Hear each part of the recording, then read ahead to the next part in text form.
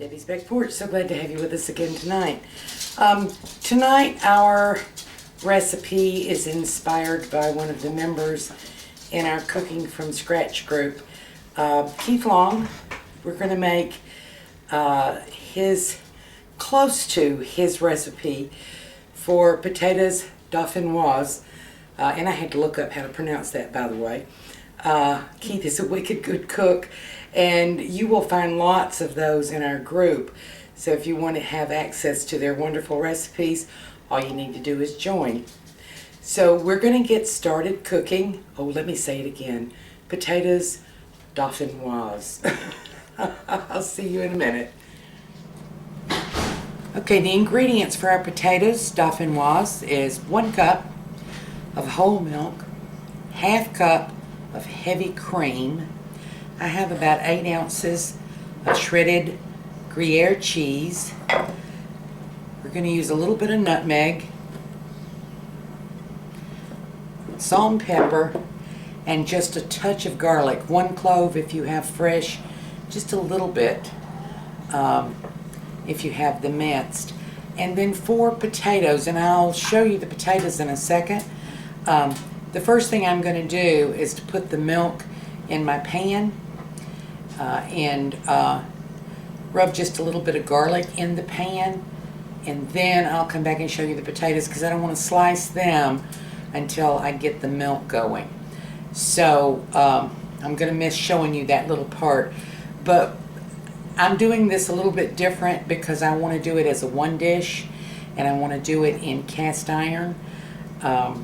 So I'm going to make those adjustments as I go, and I will show you. So I'll be right back to slice potatoes. I'm going to go ahead and put the milk and just a little touch of the garlic in my cast iron pan, and I'll be right back. Okay, we'll talk a little bit about the potatoes. These potatoes, this is the equivalent of 4. If you'll see, this is a huge potato, so I only have 3. I don't have a mandolin, and I'm going to have a mandolin soon, but I don't have one right now. So I'm going to try to cut these in about 1/8 inch slices. And this huge one I'm going to cut in half, and partly because it's so big, and partly to give me a surface so that it sits sturdy. And it is important to trim these thin and as uniform as you can. About, I think this one is about right, about an 1/8 inch thick. And I'm probably not going to have them perfect. Well, I know I'm not going to have them perfect. But I'm going to trim them, cut them as close to 1/8 of an inch as I can with my very sharp knife.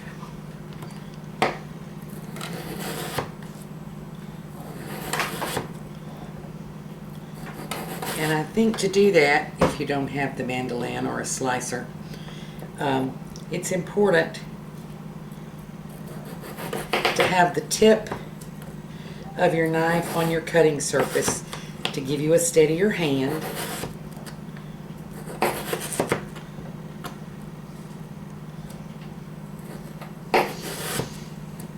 And to have a very sharp knife.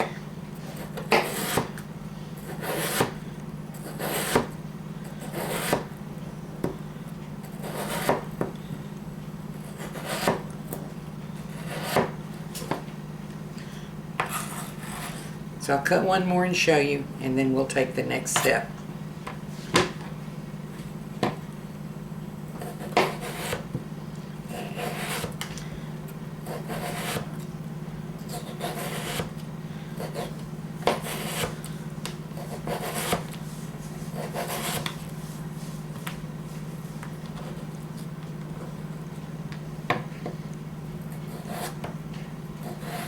Whoops, I miscut that one.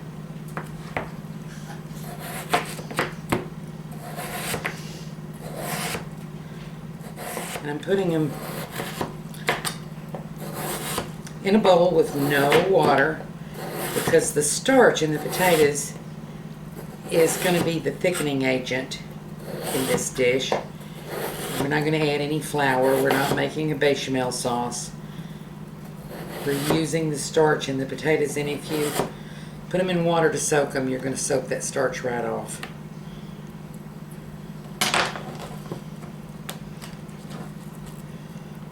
So we're fairly uniform here. On this one, I'm going to cut a little slice off to give myself that sturdy surface.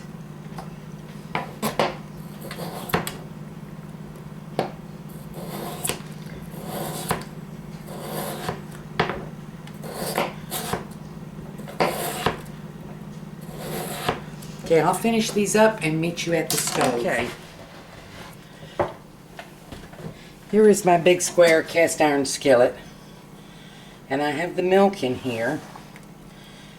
And I rubbed the bottom of this pan with just a little garlic juice. Because you just want a hint of garlic. Not a lot. And I brought this to a boil. And because I'm using a metal pan and I'm making a light colored sauce, I'm using a silicone utensil here. Now I'm going to put the potatoes in and layer them around. And if I don't have enough of the milk to cover them, of the milk mixture, I will add just a little bit more heavy cream.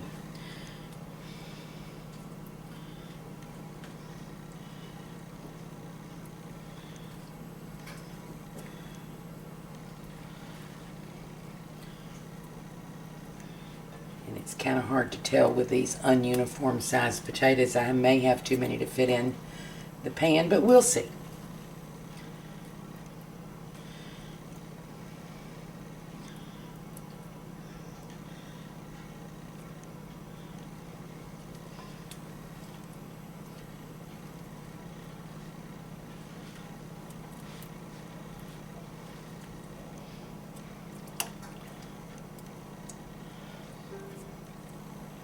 I'm going to turn the heat back up just a little bit because I do want it to come back to a simmer.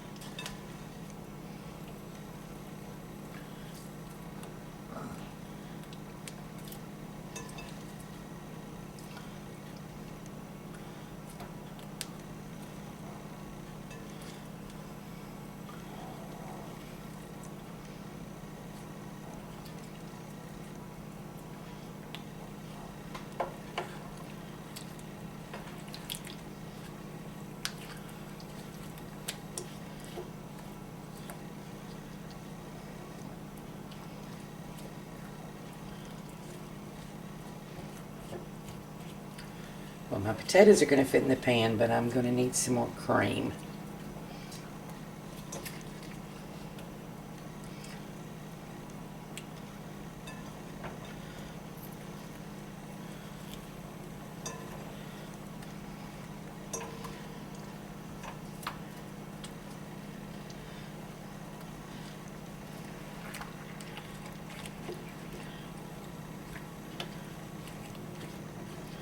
Just moving them around because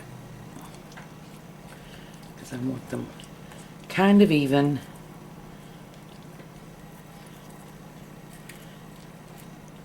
Because I don't want to stir them a lot after they start cooking.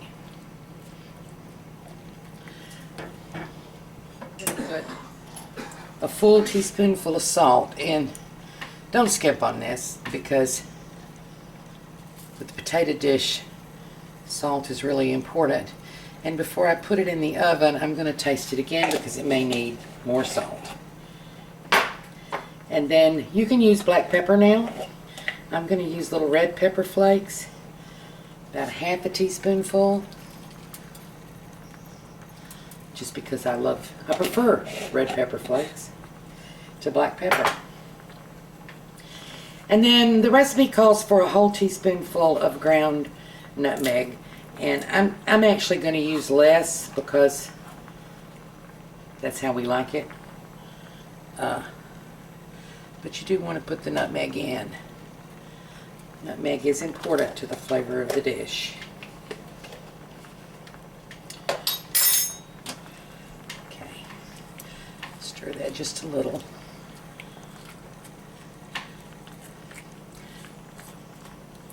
I'm going to add just a little more cream. And I didn't start out with this extra cream because, you know, potatoes differ in size, your pan differs in size. We just want all the potatoes covered. So I'm adding here another ½ cup of heavy whipping cream, or heavy cream, or double cream, whatever kind of heavy cream you get in your area. Okay, it's starting to simmer. I may stir it just once in the middle to make sure that these potatoes on top get soft too. I'm going to set my timer for 8 minutes.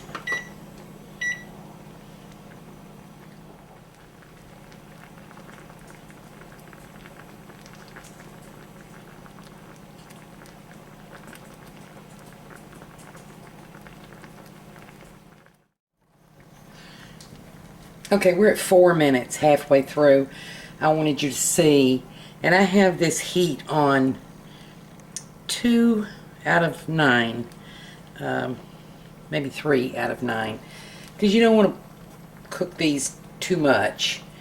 And I'm going to turn them just a little bit because I want to make sure the ones on the top get submerged.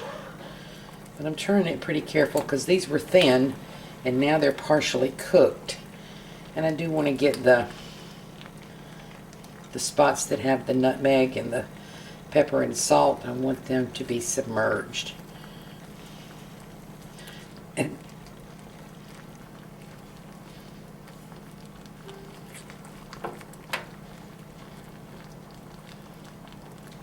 I dropped one. I don't want to lose even one.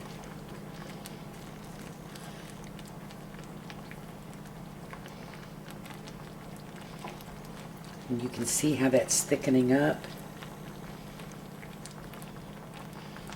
Okay, we'll be back in about 3 more minutes.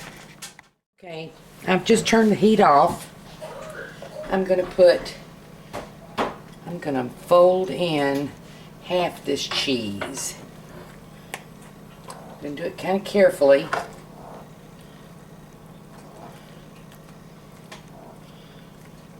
Because I don't want to break my potatoes up too much.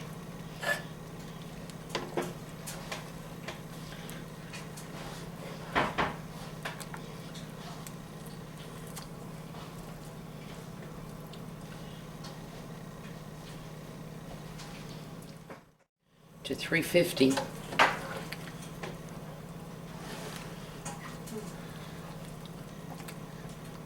want that cheese down in. That wonderful sauce. And I'm trying to keep my layered look. Okay, this is going into a 350 oven. I'm going to set my timer for 30 minutes because this cooks for 40, but in the but I'm going to add the rest of the cheese on the top at 10 minutes because I don't want it to brown too much. We'll be back. Okay.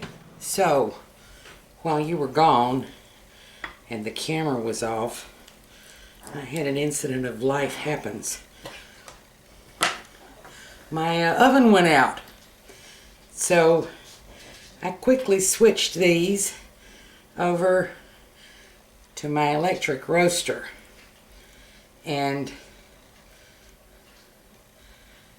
so they don't brown quite the same as they would in an oven, but we're getting a nice crust on top. And I still have the broiler in my oven, so we're going to put, for its last 10 minutes, We're going to put this back in the oven, far from the heat, from the broiler, and we're going to get a nice crust on top. So, you know, you make do with what you got. These are going to be wonderful anyway. I'll be right back. All right, here we go, out of the oven. And we're going to let these sit for about 10 minutes before we serve them, because we want to let the sauce in there thicken up. And I'll plate these up for you and show you what we've got. Okay, I don't know about you, but I think this is gorgeous. And we've let it sit. And if we've done this right, we can pretty much, let me get a knife.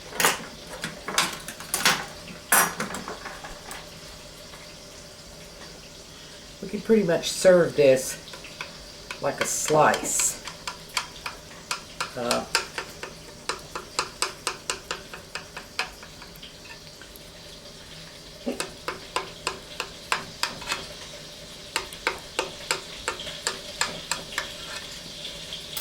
And considering that my oven went out in the middle of this, I'm going to be really surprised if it does, but we're going to give it a shot.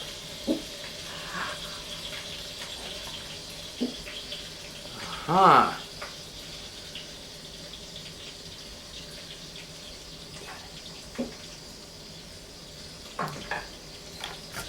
Well, I'm pretty pleased with that.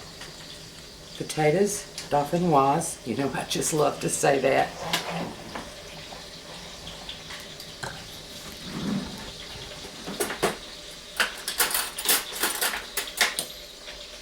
And I'm going to just have to have a bite.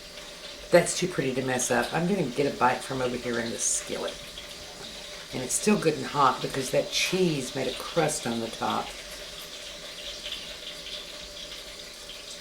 And oh my goodness. Oh. That is wonderful. It's better than my scalloped potatoes, I tell you. And I like my scalloped potatoes. Potatoes Dauphinoise. I'm sorry, Dauphinoise. And thank you for joining us on Debbie's Back Porch. You can do this. You can do this, even if you don't have a mandolin. You saw I did it with a knife. Hope to see you again tomorrow.